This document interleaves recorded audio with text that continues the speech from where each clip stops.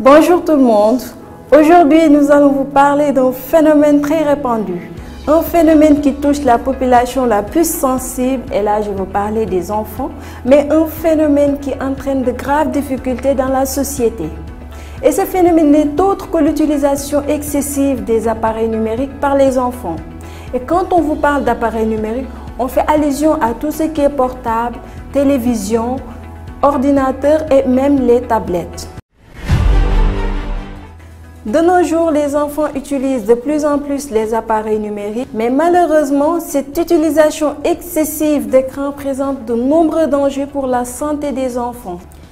Comprenez que lorsque les enfants sont devant les appareils, ils sont détachés du monde réel qui les entoure, ce qui les empêche de pratiquer d'autres activités telles que les activités physiques, les activités sensorielles, mais aussi des activités éducatives. Et cela a comme résultat l'abandon de la lecture, des dessins, mais aussi les enfants ne profitent plus de la nature.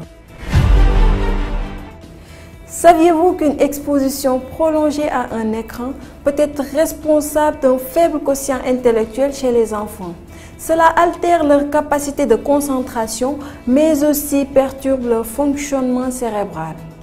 Et en cela, est responsable très souvent de troubles cognitifs, tels que des troubles de la mémoire, des troubles de la perception, des troubles de l'attention, mais aussi des troubles alimentaires. Et ces troubles alimentaires associés à la sédentarité précoce est très souvent responsable d'obésité infantile.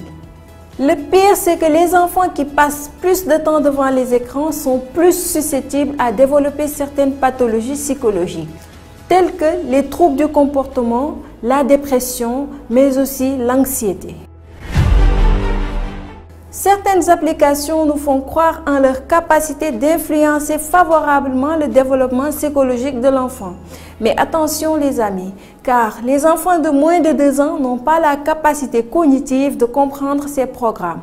Cela ne fait qu'altérer le temps de conversation parent-enfant, qui est un temps très important dans l'éducation et l'intelligence de l'enfant.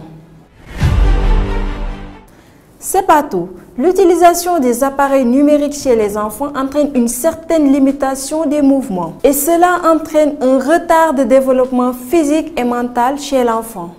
Car comprenez bien que l'activité physique ne fait pas qu'améliorer la forme physique, mais joue un rôle très important dans le développement de la mémoire de l'enfant. Et sur le plan social, le manque de jeux de plein air est responsable d'un retard de développement émotionnel. Et cela entraîne de graves conséquences sur la sociabilité de l'enfant. Une autre complication à ne pas négliger, c'est que le rétroéclairage entraîne des troubles oculaires, ce qui explique l'augmentation accrue de la fréquence des troubles de la vue chez les enfants. Et là les amis, je sais que vous commencez à vous demander alors quel est cet âge à quel les enfants doivent bien commencer à utiliser les appareils numériques. Et pour ça, comprenez qu'avant 2 ans, l'utilisation d'appareils numériques est formellement interdite chez les enfants. Et entre 2 et 4 ans, seule 1 heure de temps leur est autorisée par jour. Au-delà de 4 ans, pas plus de 2 heures de temps par jour. Alors les amis, aidons les enfants à être plus intelligents, plus concentrés et à avoir une bonne santé physique et mentale, afin de pouvoir faire de bonnes notes à l'école. Merci et à bientôt.